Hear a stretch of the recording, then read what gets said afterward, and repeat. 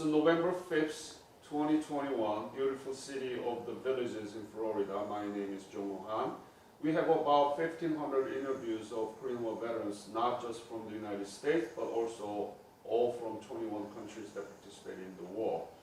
We are doing this to honor your service and preserve your memory, but at the same time we want to educate our young generation about the legacy of the Korean War and the Republic of Korea, its relations and alliance with the United States.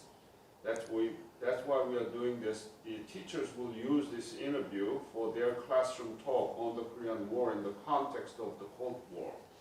It's my great honor and pleasure to meet you, sir, and thank you for coming today for the interview. Honor's all mine. What is your name, sir? Donald Lynch. Could you spell it? D-O-N-A-L-D L-Y-N-C-H. What is your birthday, sir? September 14, 1931. So you are now 90-year-old? 90, just turned 90, September 14th. Wow. That's also the day the Star Spangled Banner was written, in 1814. Oh. You look very young and healthy. I do a lot of stuff. Okay. I'd stay active as much as I can. Yeah, that's the best way. Where were you born? Washington, D.C. Oh. And what high school did you graduate? Hydesville High School in Hydesville, Maryland. High school of what, Maryland? Yeah, Hydesville, H-Y-A-T-T-S-V-I-L-L-E. H-Y-A-T-T-S-V-I-L-L-E. Correct. Hydesville High School in Maryland. Correct. And when did you graduate? 1950. 1950? Yes. Oh. June the 6th, I think it was. And did you learn anything about Korea when you were in school? No. I never heard about Korea. I may have glossed over it in the Asian geography class sometime, but that was about all. That's it? That was it, yeah. You didn't know anything about Korea? Didn't know a thing about Korea. Now you are a Korean War veteran. Correct. Oh, Times change. What do you think about that? Huh? Fantastic. I think that's one of the greatest efforts ever put forth by the United States of America. Tell me, why? What is it? Because it was the first effort to stem the spread of world communism. And that is a big plus. That resonates throughout history ever since the war until this day right now. You are very correct.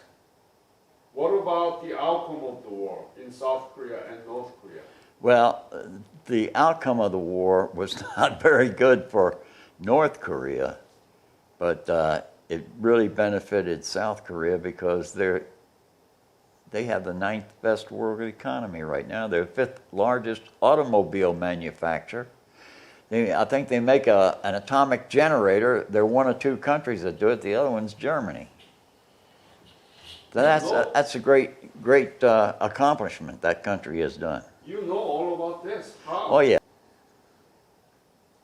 Have you been back to Korea after the war? No, I haven't. And how do you know all this about the Korean economy and so on? Read about it.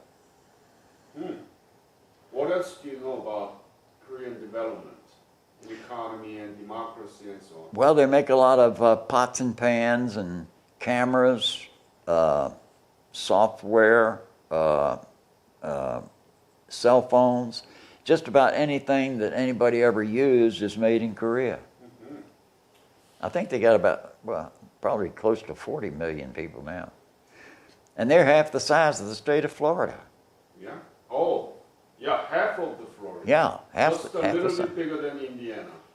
Oh, yeah. Yeah, just a little bit. And they don't have a drop of oil. Yeah. Nothing much about the natural resources. Everything is in North Korea. I know the Japanese went over there about 1910, somewhere in there, and started raping the country of all the minerals and the timbers and everything. Yeah. That was a disaster. That was a shame. Shame. And still they don't recognize it. They don't acknowledge it. Germany did it, right? Germany did what they did to, Germany acknowledged and apologized for what they did to the Jews Yes. during Holocaust, but Japanese killed so many Asians, abducted so many women, and let them be the sexual slavery for the Japanese soldier. In World War II. Yeah, They sure did. but they didn't acknowledge it. They deny it. I think I read somewhere where somebody who actually served in the Japanese army admitted that, and he was a high-ranking officer. I don't remember who he was. Very few, but the prime ministers of Japan has denied it almost every One time. reason may be the Japanese people are very prideful, and they do not like to admit any kind of bad thing going on. But that's against the truth. Oh, of course it is. Yep. So, what do you think about this whole transformation? You said that you didn't learn anything about Korea, you didn't know anything about it. Now you are one of the very few Korean War veterans who really know about what's going on in Korea and the legacy of the Korean War. The transformation, what do you think about it? When you left Korea, did you think that Korea would become like this today? When I left, I didn't, because, Why not? well, because I was really upset because I was promoted to Sergeant First Class, and because I rotated, they told me I had to get my stripes off.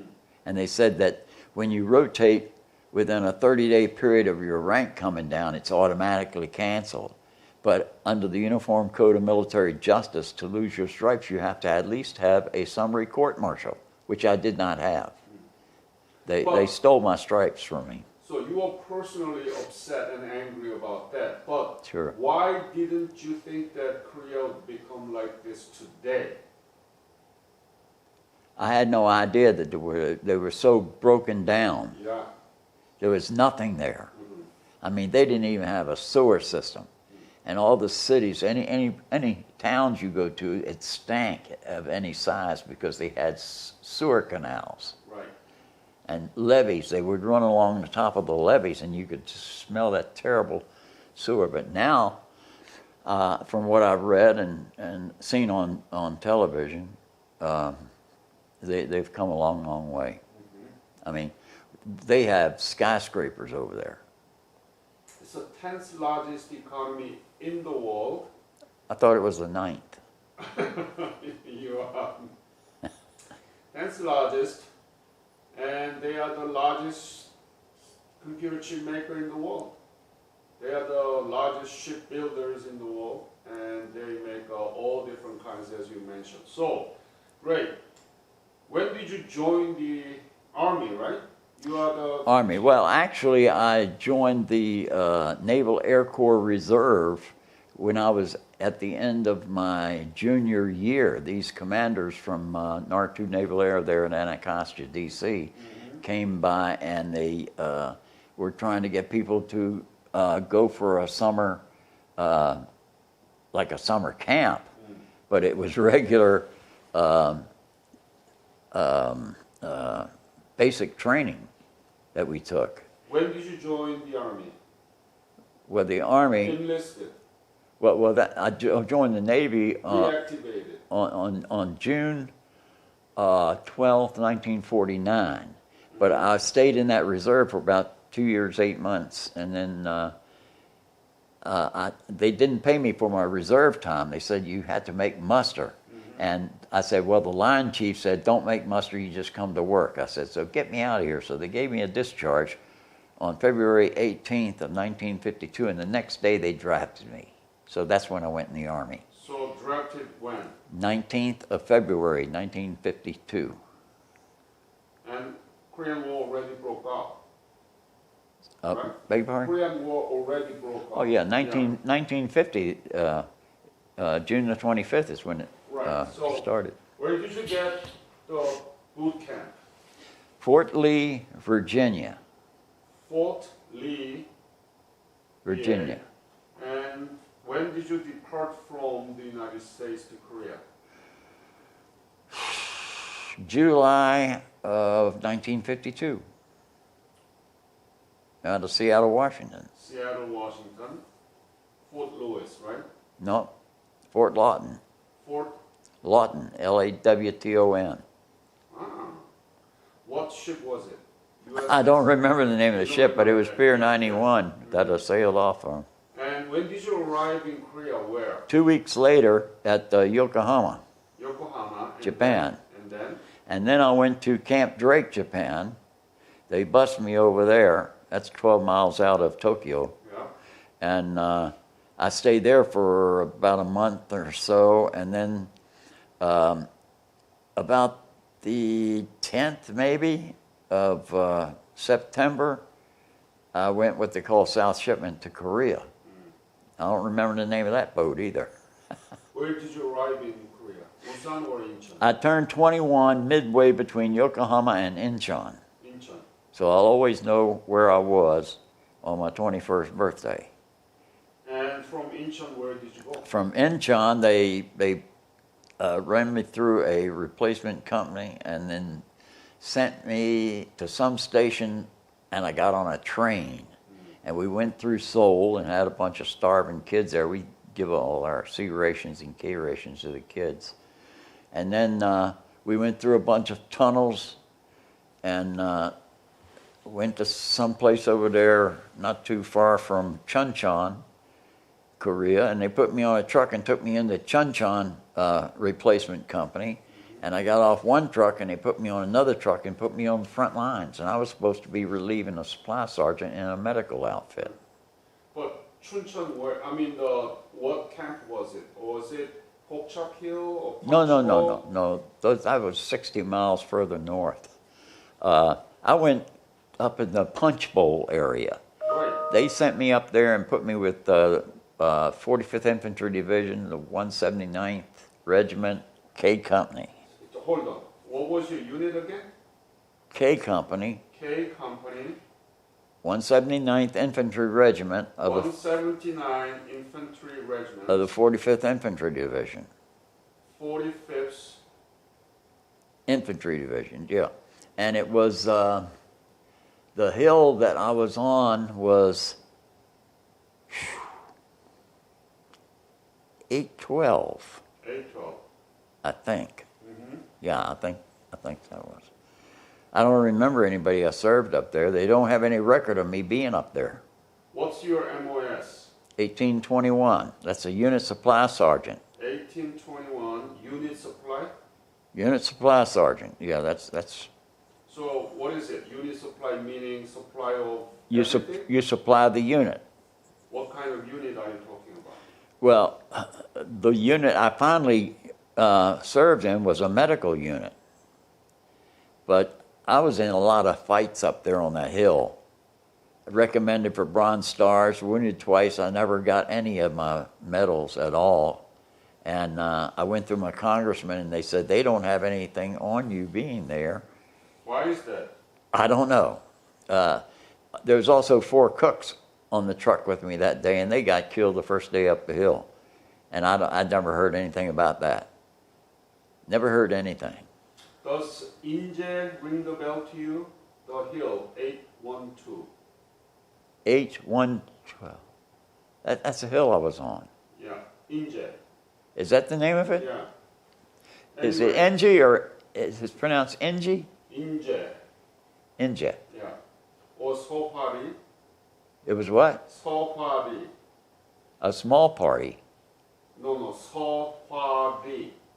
Does that ring the bell? No. Yeah. No. Anyway, so you were in what? So you were unit supply, but you deal with the medical supply, or did you? That's did you later work as on. a medic? That was later on after I came. I was 2 weeks up there Mm-hmm. on the front line. Yeah. When I got wounded with a bayonet in the lower abdomen, they sent me to a How did it happen? How were you injured? By bayonet? Yeah, bayonets that were taken. You mean you were in the fight with the Chinese there? Yeah, 2 big guys. I dispatched them, and a 14-year-old boy stuck me. He had already stuck me once, and I didn't know it. And when I killed him, he was getting ready to stick me for the second time. It happened in maybe 7 or 8 seconds, everything. How did it happen? You were so close then. What do you mean? So Man-to-man fight. Yeah. How did it happen? Describe it. When was it and how did it happen? There's a massive bunch of Chinese coming up the hill. And they took these M1 rifles and bayonets from us the other day. But they had all kinds of different rifles and burp guns and everything else that they used. But I got stuck with an M1 Garand bayonet. Mm-hmm. And these two big dudes I killed right off. And then out of the corner of my eye, I see this other guy, and I flipped my weapon around, and I went to stick him. It rained the night before. I remember it had mud, and he slipped down. Instead of me getting him in the throat, I hit him in the eye. Mm-hmm. And, yeah, I don't like to even look at that. So where were you transported to? I went to a forward aid station about a mile back. Mm-hmm. And they said, no, we can't take care of that. You got to go to a clearing company. Mm-hmm. Where they did more operations. So I went there, and they sewed me up, and it looked like really a mess. But anyway, I was in a sectional tent recuperating, and this company clerk come down. Mm-hmm. His name was Evers, and he was calling my name. He said, where's this guy Lynch? And I said, I'm over here. He says, we got you down as a deserter. They didn't know where I was. And so he said, you're supposed to be here relieving our supply sergeant. And so I stayed with the supply sergeant maybe a month. And then I got the hang of everything, and then he took off. And here I am, a PFC, doing a sergeant first class job. So how was it? What did you do actually? Describe detail. Okay, my job was to supply everything that the company needed. Medical supplies, instruments, drugs, the tonnage. We had a motor pool, and I was in charge of the trucks. I had to order trucks and truck replacements and everything. And Chuncheon was about 50 miles back to the south of that clearing company 120th Medical Battalion. Now in this book, Men with Skirts, this guy was up there after I was up there. You mean Waltner? Waltner. Yeah. Right. I never knew him when he was over there. Mm-hmm. But he knew all the guys that I knew. Mm-hmm. Yeah. So, and that's what you did, right? Yeah. Mm-hmm. Mm-hmm. And from there, is there any changes in your duties until you left Korea? No, I left there. I stayed there for about 14 months, and my total time in Korea was about 14 months. So when did you leave Korea? I left Korea in November, and I was mustered out on the 23rd of November of 1953. Where did you depart from? Incheon? Yeah, I left Incheon, and I went directly to California. Directly to California? Yeah, on a ship. Okay. I know that they wanted to get us out of there real quick. I remember it said that they had to sail on the tide that night because if the tide started going out, then they couldn't get to the ship. So they didn't even check us. There was about 30 of us that didn't even check for medical condition or anything. They said, you guys get dressed. We were already undressed. They said, you guys get dressed. That ship's got to go. I think it was a lieutenant colonel was in there saying, we got to get these men on the ship. Mm-hmm. So the doctor just put his hand down on one and said, okay, you guys go. So they went. Mm-hmm. And you've never been back to Korea since? Never been back to Korea. Yeah. You were injured once or twice? I was injured twice. So we went on a patrol one day when we were up on the hill. Mm-hmm. And 812? Yeah. Yeah. And the lead man, I think it was about 8 or 10 guys, and the lead man stepped on a bouncing Betty. That's a release type booby trap, and it got everybody, including me. It was just one little pellet that caught me in my thigh right here, and it came out about 50 years later. I was just kind of, it was raised up, I was kind of working on it like that, and it just came out. And then the bayonet in the lower abdomen, but that's all healed up now.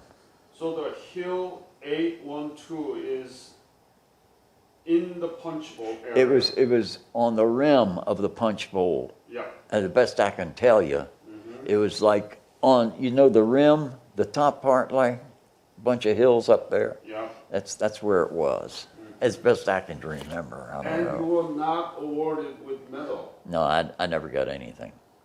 They didn't have anything of me being up there. Not only me, but a bunch of other guys. That's not fair. It's not fair, but you'd be surprised how many people were wounded over there that never got a Purple Heart, never got an award. What was the most difficult thing during your service there if I ask you to pinpoint one out of many? What would you say? That was difficult? Yeah. There were so many difficult things. I know, but I'm asking you to just pinpoint the most.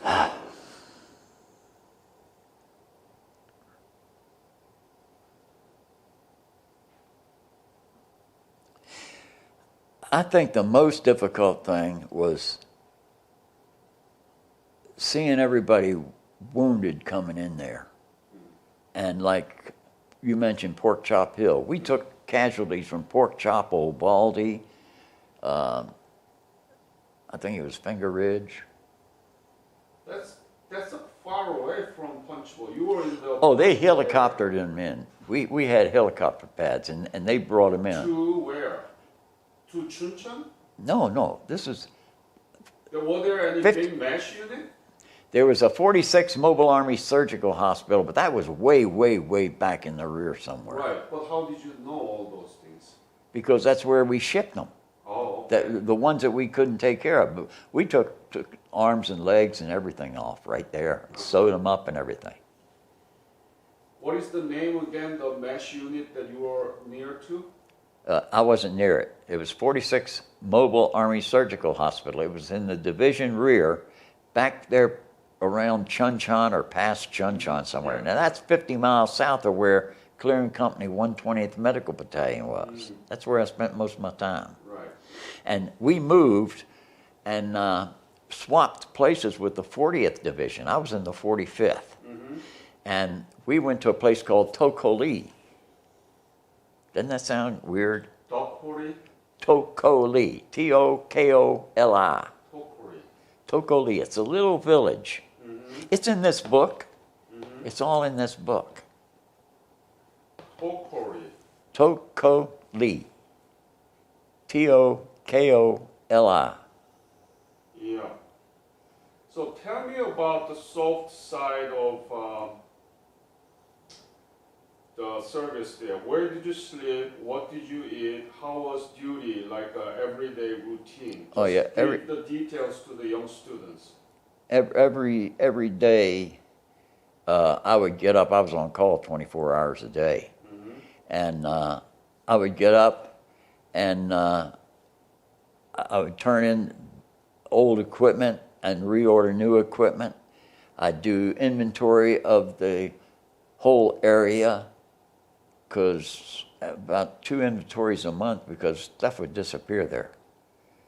And I had to order stuff in excess of TO&E, which is Table of Organization and Equipment. I had to order an excess of that because we had wounded coming in there, and sometimes we get 200 or 300 wounded people in there. But our total amount of the consistency of the unit was about 120 men and 8 officers, and we did all this work. And a lot of them were conscientious objectors that never went into combat because they wouldn't hold a weapon. But some of them did go into combat as medical aid men. And I had, I think it was 7 or 8 bags that I had to keep supplied, and we'd get them out, and we get a new bag in, and I had to swap that out and resupply it and stuff like that. I also went on patrol while I was there, a place called the Kansas Line. Are you familiar with that? Yeah. The Kansas Line is a fallback line about a mile back from the main line of resistance. And each unit up there had to patrol his area. Ours was an 8-mile area. And the first time I went up there, I was a corporal. I was just part of the patrol of about 10 guys. And we'd go over there, check the bunker, see that they had some supplies, and they'd have some infiltrators come through, some prostitutes, and then defectors. We had some of them, and we'd bring them back and turn them over to the Korean MPs. And when they soften them up real quick. They're brutal, real brutal. What did you eat? Sea ration or hot meal?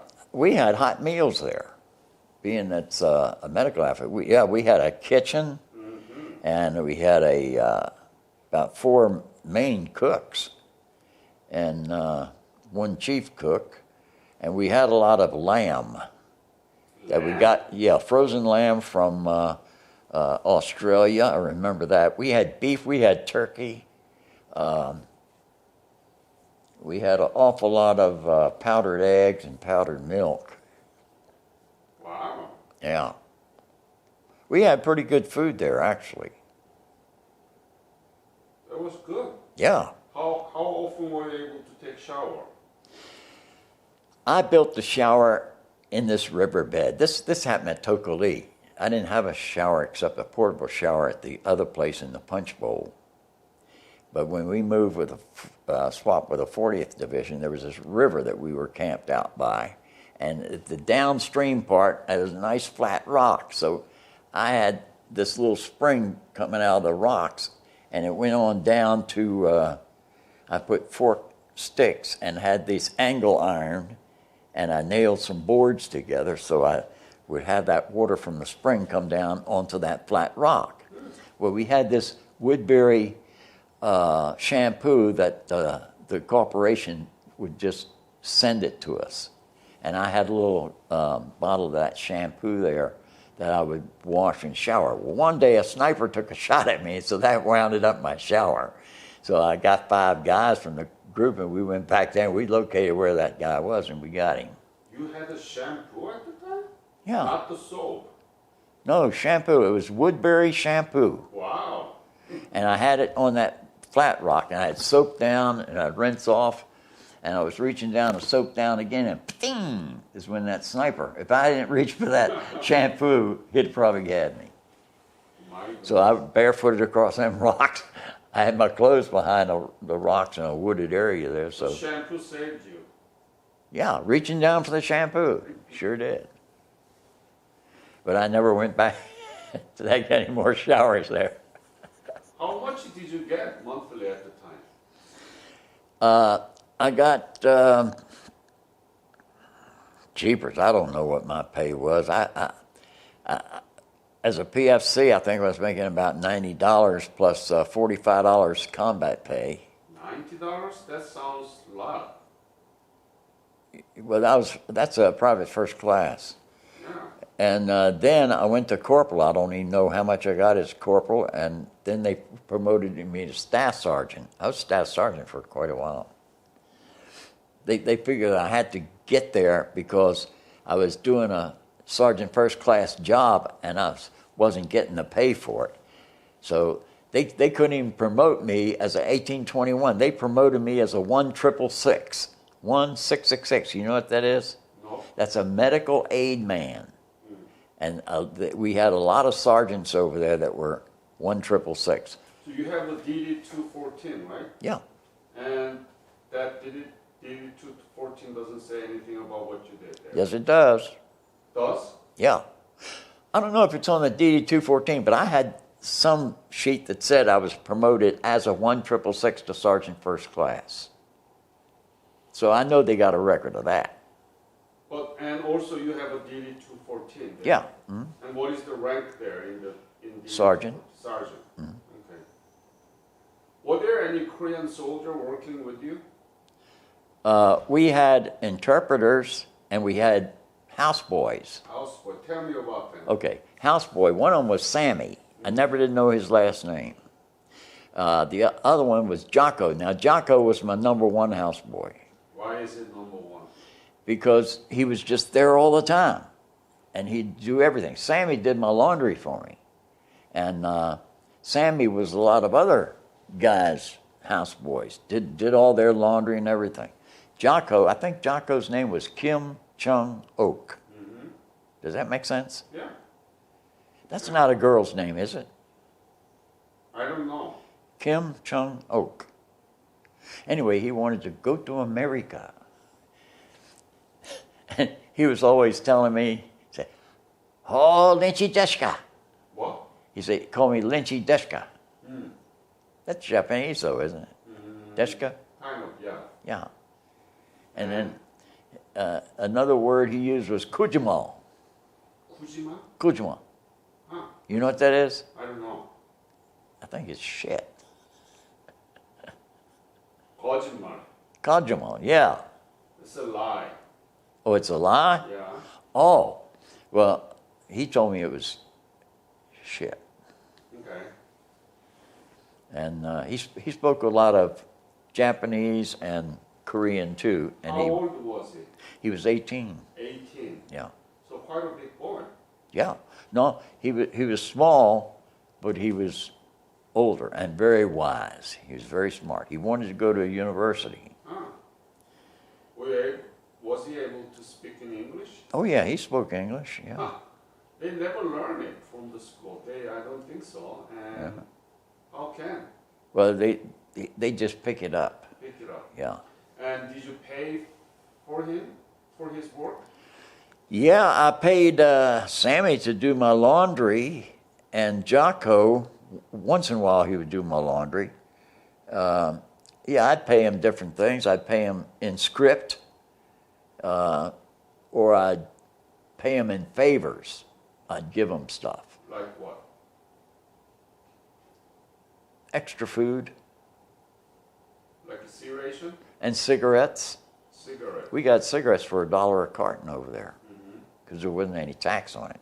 We also had liquor. We had first 3 graders got a liquor ration. I think it was 3 bottles a month. That was quite a lot. Yeah. So you were in charge of those supplies too, right? Yeah. So you were able to give a lot to them. Yeah. And they would clean the weapons. People would come on sick call there, and they had to check their weapon and its supply, and go on sick call, and then come back and get their weapon. Well, while we had their weapon, we would clean it and tag it with their name and number on it, and then stick it in a rack. And they come back to supply and pick it up. You mean the Korean houseboys? Yeah, they would clean them. Houseboys clean those? Yeah. They knew how to do those Oh, things? Yeah. They are very clever then. Oh, yeah, they're smart. Uh-huh. Real smart. Yeah. Were you able to go visit other cities while you were there? So, No, but Waltner did. yeah. That was after I had left there, and things kind of quieted down, so he had more time to do stuff like that. But he's got pictures in there of the area that I served in. And he names a guy named John L. Naveau. He doesn't even use John L. He just says Naveau, Lieutenant Naveau. He was my mess motor and supply officer. But the first one was a guy named John V. Tillman. And Naveau relieved Tillman. Naveau was a real nice guy, real personable. Did you talk to Mr. Waltner? I talked to him all the time. Really? So Yeah, I emailed him. I wrote a letter to the university trying to find him, and the letter came back because he was retired now. they didn't have him up there. They couldn't deliver it. It was undeliverable.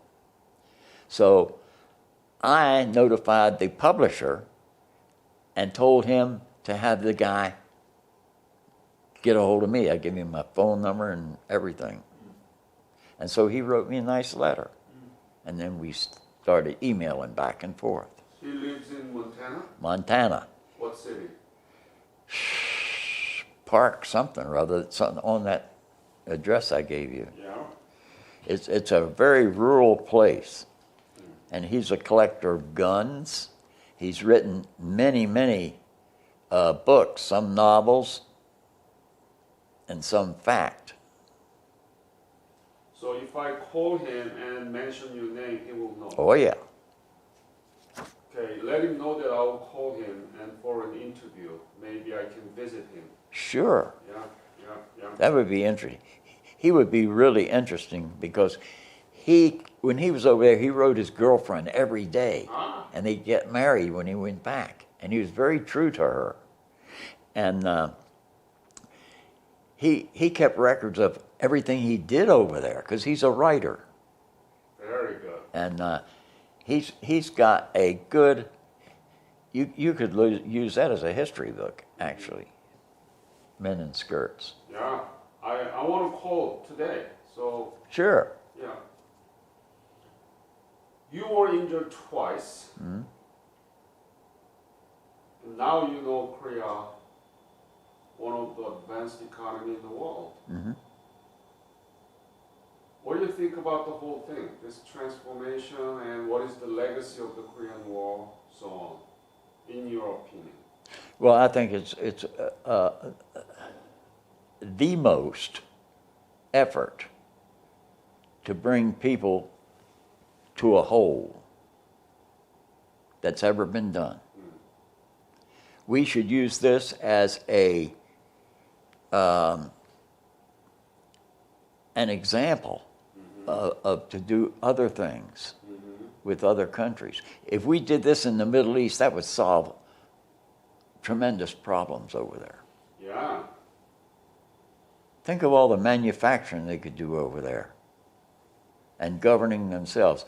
Also, Korea has a lot of crooked politicians. South Korea. I've read about them. What's one of those cell phones? Company? Samsung. Samsung, yeah. I think they caught the president taking millions of dollars in bribes from different people. Mm-hmm. Are you familiar with that? Oh, yeah. Of course. Yeah. What university were you a professor of? Syracuse University. Oh, in New York. Yeah. Yeah, I had a girlfriend up there in the Southern Tier. And 3 years I went up there for a month each year and worked on her house.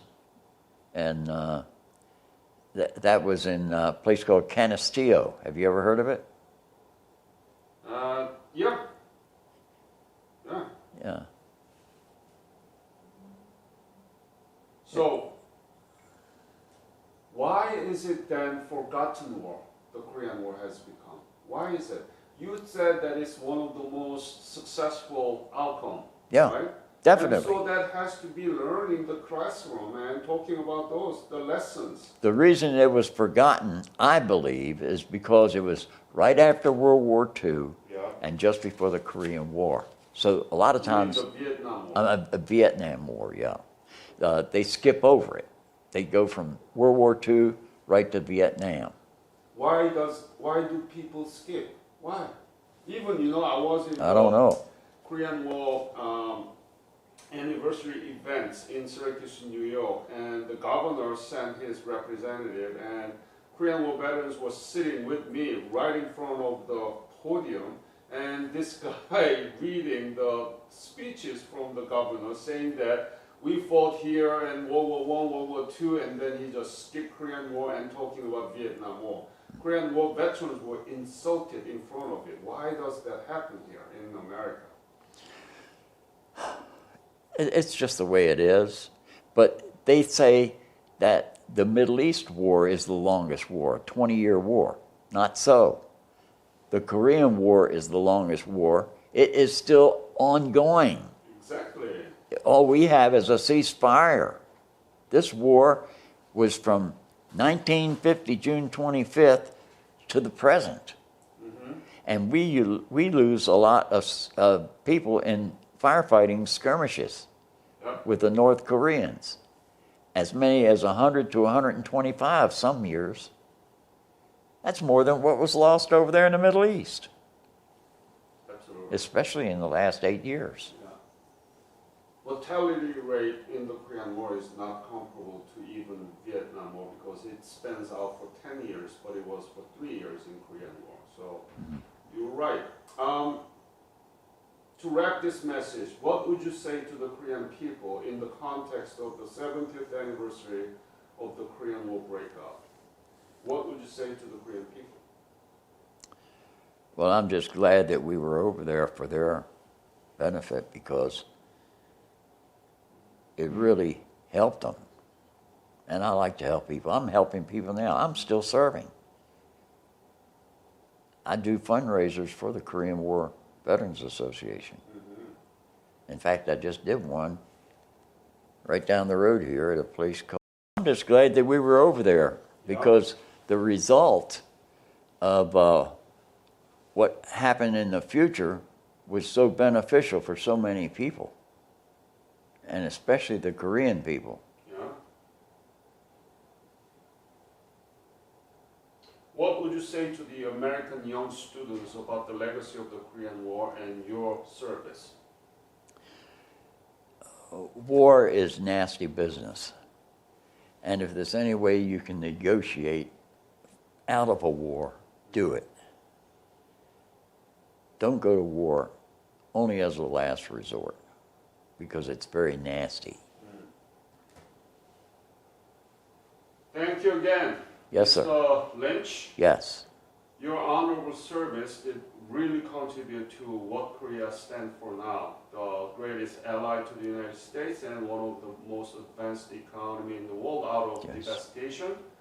And you are the living witness, and we're going to use this interview for classroom. So thank you again for coming for this interview, and thank you for fighting for Korea. Great honor to do it. Thank you, sir.